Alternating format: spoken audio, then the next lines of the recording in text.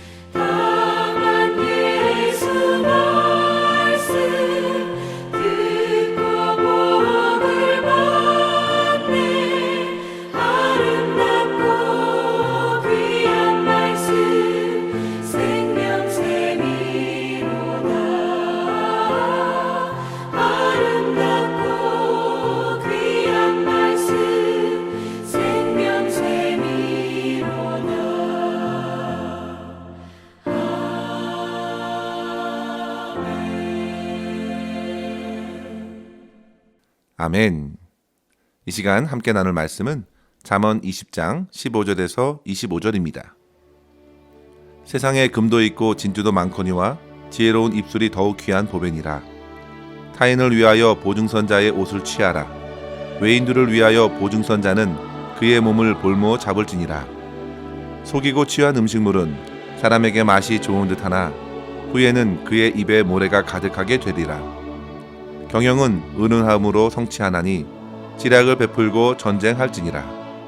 두루다니며 한담하는 자는 남의 비밀을 누설하나니 입술을 벌린 자를 사귀지 말지니라. 자기의 아비나 어미를 저주하는 자는 그의 등불이 흑암 중에 꺼짐을 당하리라. 처음에 속히 잡은 산업은 마침내 복이 되지 아니하느니라. 너는 악을 갚겠다 말하지 말고 여호와를 기다리라. 그가 너를 구원하시리라. 한결같이 아는 저울추는 여호와께서 미워하는 것이요 속이는 저울은 좋지 못한 것이니라.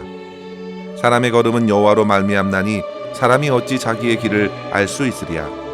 함부로 이 물건은 거룩하다 하여 서원하고 그 후에 살피면 그것이 그 사람에게 덫이 되느니라. 아멘. 저는 오늘 말씀을 묵상하면서 예전에 한국 학생들을 대상으로 한 설문조사 내용이 다시금 생각났습니다. 그 중에 이런 질문이 있었습니다. 여러분들에게 10억을 주면 죄를 짓고 감옥에 갈 용의가 있습니까? 이 설문조사를 진행하는 단체는 매년 이와 같은 몇 가지의 질문들을 가지고 자라나고 있는 청소년들의 관심의 동향을 조사하고 있는데요. 2019년에 발표한 설문 결과에 따르면 무려 초등학생 23%가, 중학생 42%가, 그리고 고등학생들은 무려 57%가 10억을 준다면 죄 짓고 감옥 갈 용의가 있다고 응답했다고 합니다. 결과를 가만히 놓고 보면 고학년으로 갈수록 물질에 대한 애착이 더 크다는 것을 알게 됩니다. 그만큼 물질은 사람들의 행동에 큰 영향을 주는 것이죠. 그런데 성도 여러분, 한번 생각해 보십시오. 이러한 환경에서 자라난 학생들이 성장하고 그들이 주를 이루는 사회의 모습들은 어떠할까요?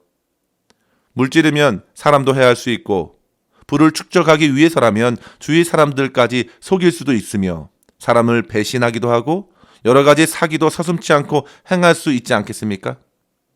오늘날 한국 사회에 이러한 모습들이 참 많이 일어납니다. 수많은 서민들의 눈물을 짜내는 전세 사기꾼들, 경제 사기범, 보이스 피싱들이 얼마나 많은지 모릅니다. 사람들은 수단과 방법을 가리지 않고 불을 쌓고자 합니다. 그러나 사람의 마음을 훈훈하게 하는 인간미가 점차 사라지고 사람들과의 신뢰의 관계가 무너진 사회로 이어져서 정말 암담하고 냉혹한 현실만 보게 됩니다. 성도 여러분, 이런 세상에서 바로 저와 여러분들에게 하나님께서 주시는 사명이 있습니다. 이런 세상에서 빛으로 소금으로 믿음으로 살아가야 할 사명이 우리 모두에게 있는 것입니다. 세상이 물질을 쫓는 모든 마음보다 우리는 더더욱 주님을 향한 마음을 쏟아내어야겠습니다. 우리가 주님의 지혜를 위해 모든 것을 헌신할 수만 있다면 분명 우리의 삶과 공동체는 달라질 것입니다.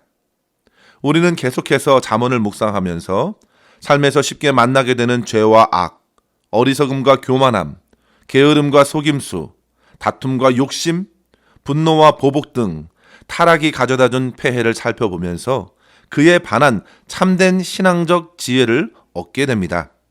특별히 오늘 본문의 말씀은 지혜로운 입술과 하나님을 의지하는 삶을 강조하고 있습니다.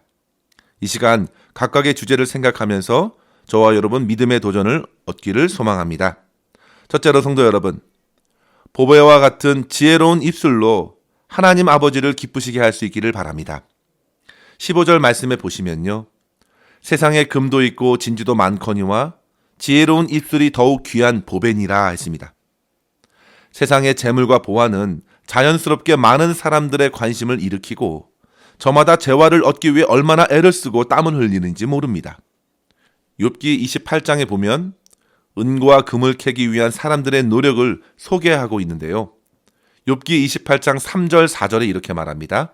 사람은 어둠을 뚫고 모든 것을 끝까지 탐지하여 어둠과 죽음의 그늘에 있는 광석도 탐지하되 그는 사람이 사는 곳에서 멀리 떠나 갱도를 깊이 뚫고 발길이 닿지 않는 곳, 사람이 없는 곳에 매달려 흔들리느니라 했습니다.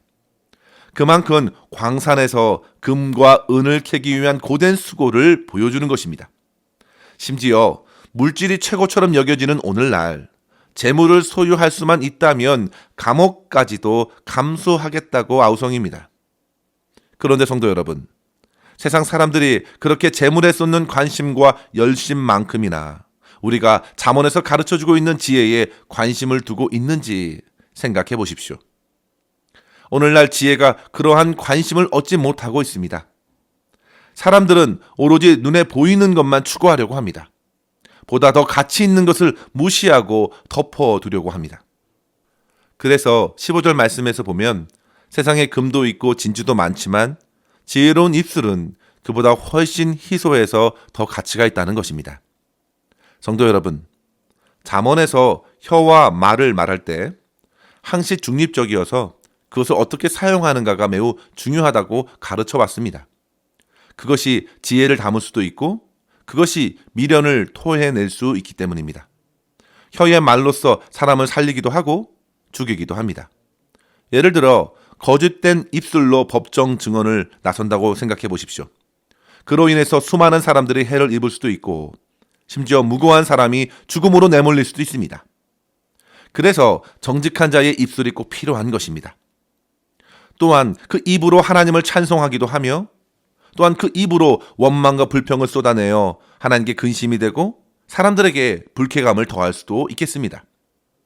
하나님께서는 이러한 저와 여러분의 입술의 말에 주목하고 계십니다. 마태복음 12장 36절에 보시면 사람이 무슨 무익한 말을 하든지 심판날에 이에 대해 신문을 받으리니 내 말로 인하여 의롭다함을 받고 내 말로 인하여 정죄함을 받으리라 했습니다.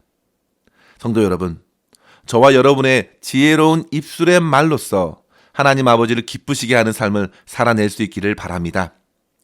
오늘 본문 18절에도 보면 지혜로운 입술의 또 다른 모습을 보게 됩니다. 경영은 의논을 통해서 성취되고 전쟁 또한 지략을 나누고 해야 한다는 것입니다. 성도 여러분, 인생의 경영도 마찬가지입니다. 충분히 전략을 세우고 지혜를 듣고 나누어 경영을 하고 또 삶의 전쟁을 치르는 것입니다.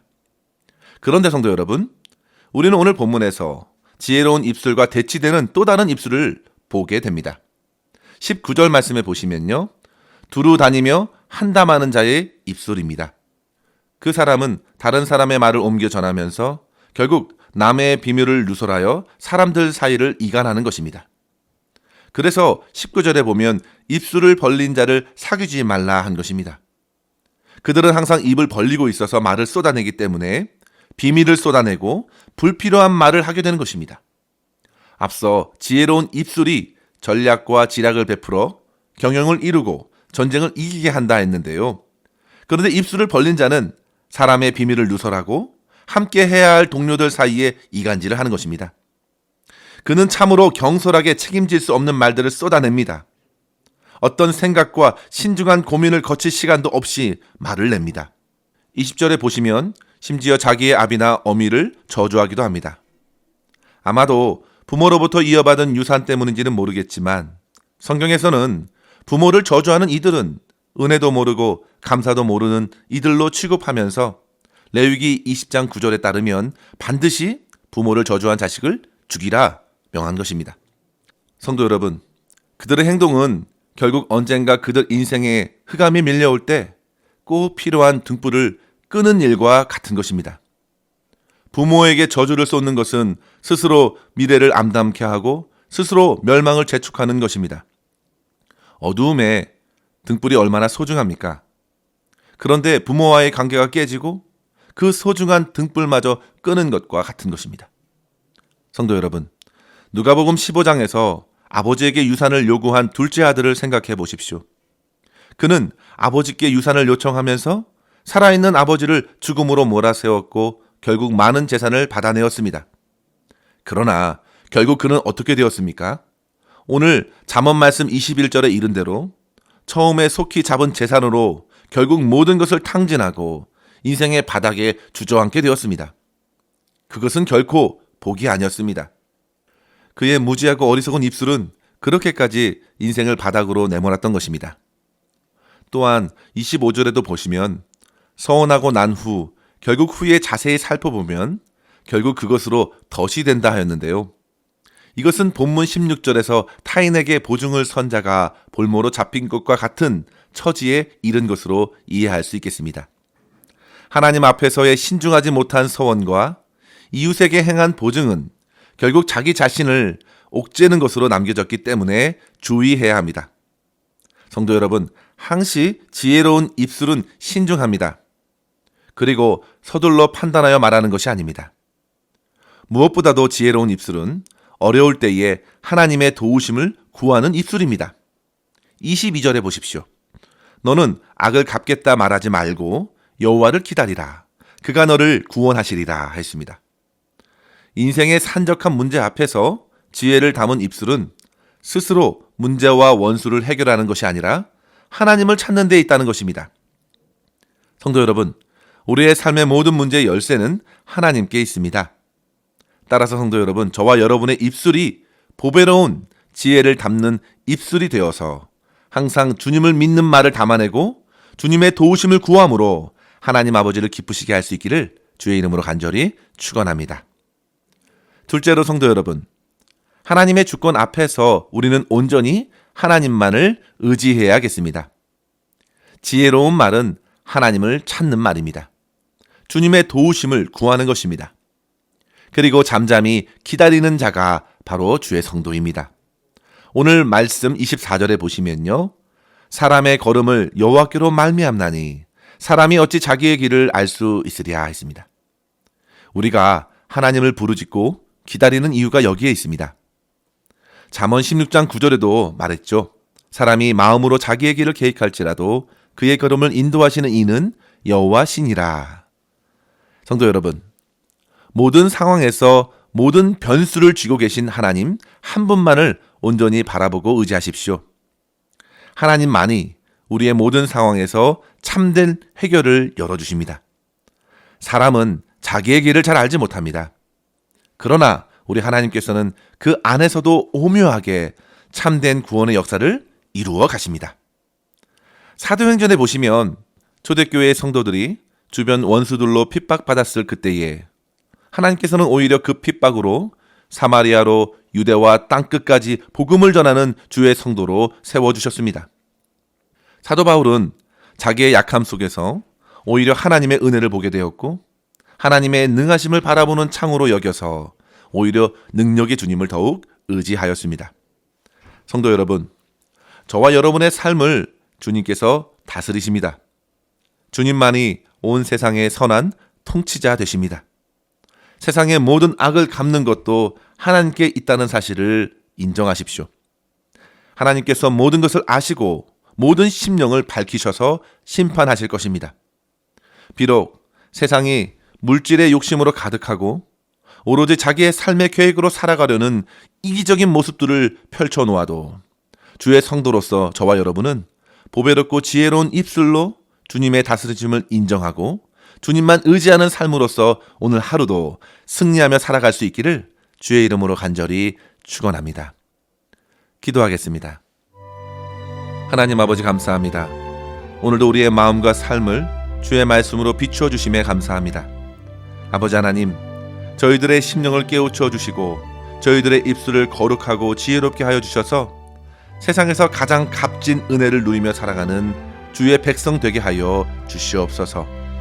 은과 금을 찾아 헤매는 이 시대에 저희들 더욱 주님의 진리와 주님의 지혜를 구하게 하여 주시고 어떻게 사는 것이 주님을 기쁘시게 하는 삶인지 말씀 안에서 풍성히 깨닫고 오직 믿음으로 주의 다스림 안에 거하는 삶을 살아내게 하여 주시옵소서. 주님께서 우리의 힘과 능력이 되시오니 오직 주님만 바라고 믿고 의지하는 삶으로서 승리케 하여 주시옵소서. 오늘도 우리의 모든 것을 주님의 손에 의탁하옵고 감사드리며 우리 구주 예수님의 이름으로 간절히 기도하옵나이다. 아멘.